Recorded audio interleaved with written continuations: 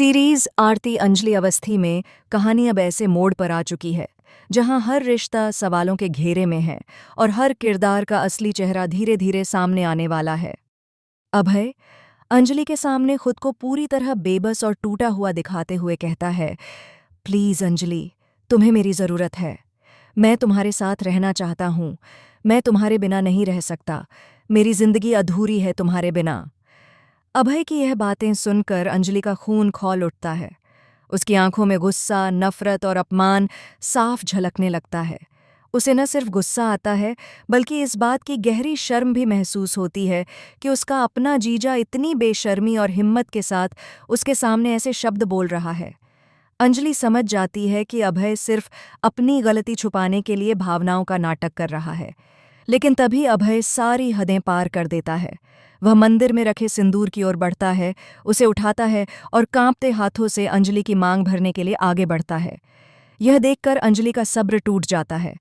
अंजलि खुद को संभालते हुए जोर से अभय सिंह राजपूत का हाथ झटक देती है और साफ शब्दों में चेतावनी देती है कि अगर उसने दोबारा ऐसी हरकत की तो अंजाम बहुत बुरा होगा।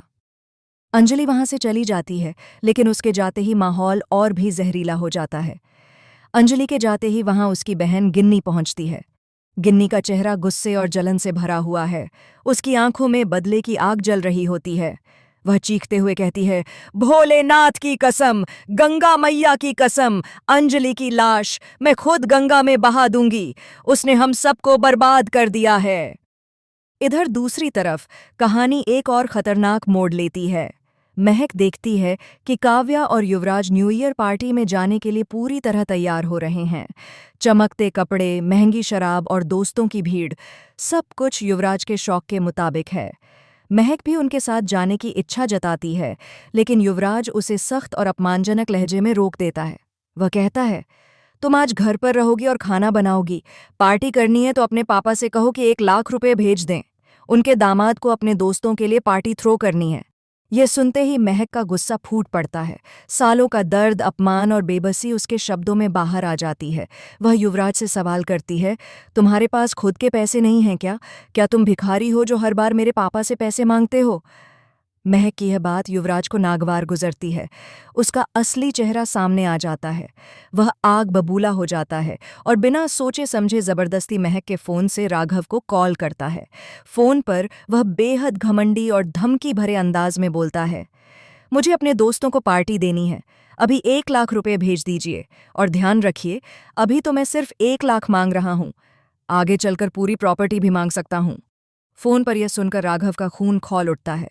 वह गुस्से में जवाब देता है, पैसे कैसे पैसे? क्या तुम्हारे पास सिवान जिले के जमींदारों की तरह पैसे नहीं हैं? लेकिन युवराज ज्यादा बहस नहीं करता। वह बेहद ठंडे और खतरनाक लहजे में धमकी देता है कि अगर पैसे नहीं भेजे गए तो उनकी बेटी को इसकी भारी कीमत चुकानी पड़ेगी। वह कहता है, और आपको मुझसे कोई नहीं बचा सकता। यहीं पर कहानी का सबसे बड़ा ट्विस्ट सामने आता है।